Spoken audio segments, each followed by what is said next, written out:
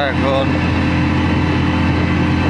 কক্সবাজার থেকে টেকনাফের দিকে যাচ্ছি।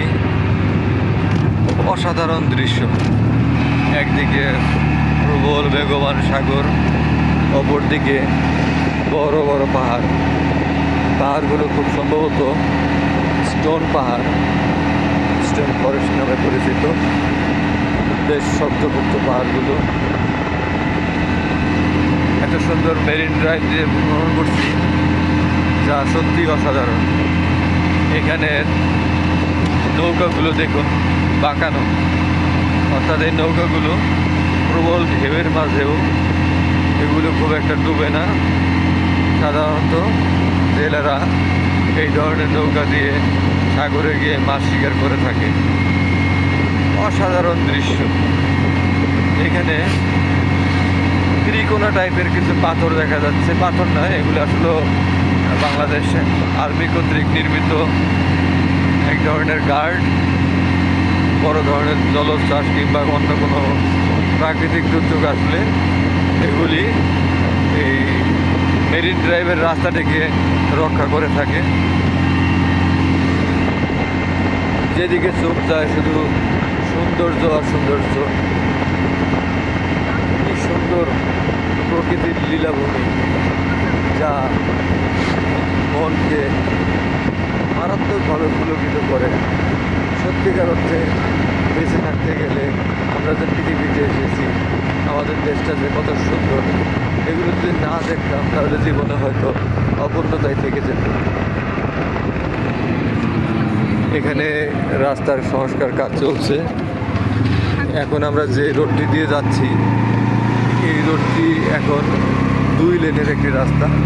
এটি খুব শীঘ্রই 4 লেনে কনভার্সন হবে। ইতিমধ্যে কাজ শুরু হয়ে গেছে।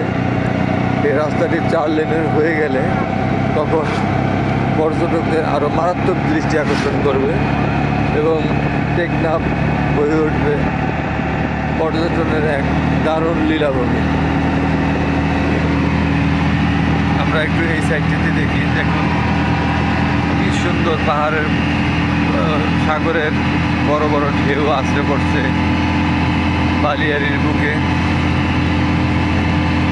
ট্রলারগুলো কত সুন্দর লাল নীল ফ্ল্যাগ নিয়ে দাঁড়িয়ে আছে সমুদ্রে যাওয়ার অপেক্ষায়।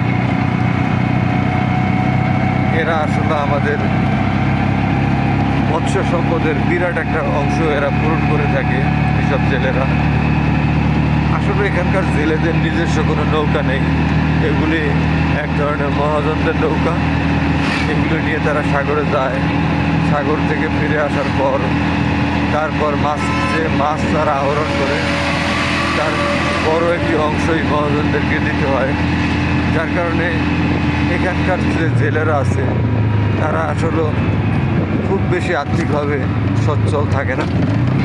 তারা বিভিন্ন সময় মহাজনদের ঋণে জর্জরিত থাকে। আমার হাতের বাঁ দিকে যে জায়গাগুলি আছে, এই জায়গাগুলি বেশিরভাগই বিক্রি হয়ে গেছে, বিভিন্ন প্রপার্টি কিনে নিয়েছে। ভবিষ্যতে এগুলিতে হয়তো বড় বড় রিসোর্ট কিংবা 5 স্টার হোটেল বা 3 স্টার হোটেল, এই ধরনের হোটেল করবে। সব কিছু মিলিয়ে প্রকৃতির এক বিরাট নিদর্শন এই মেরিন ড্রাইভ রোডটি। সেদিকে চোখ যায় শুধু সৌন্দর্য আর সৌন্দর্য। আর কিছুক্ষণ কথা না বলে শুধুমাত্র দৃশ্য দেখতে থাকলে চোখে ঘুম এসে যায়। খুবই ভালো লাগছে। আসলে কক্সবাজার এসে যদি টেকনাফ ভ্রমণ না করা যায়, মেরিন ড্রাইভের অসম্ভব সুন্দর দৃশ্যগুলি যদি না দেখা যায়, তাহলে আপনার যে ভ্রমণটা করতে এসেছেন সেটাই অনেকটা বৃথা।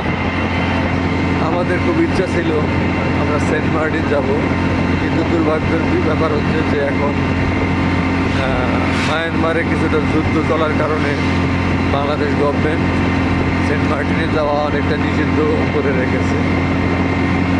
খুব সম্ভবত আগামী ডিসেম্বর থেকে আবার এটি চালু হবে। এছাড়া কিছুদিন আগে যে জলোচ্ছ্বাস হয়েছে, ঘূর্ণিঝড় হয়েছে, সেটির কারণে যে জেটি পোর্টটি আছে সেই জেটি পোর্টটি ভেঙে যাওয়ায় এখন শিপগুলো যাতায়াত করতে পারছে না। আমাদের এখান থেকে টেকনাফ আর মাত্র 8 কিলোমিটার দূরে। আমরা টেকনাফে গিয়ে আরও সুন্দর সুন্দর দৃশ্য ভিডিও ধারণ করার চেষ্টা করব। ধন্যবাদ।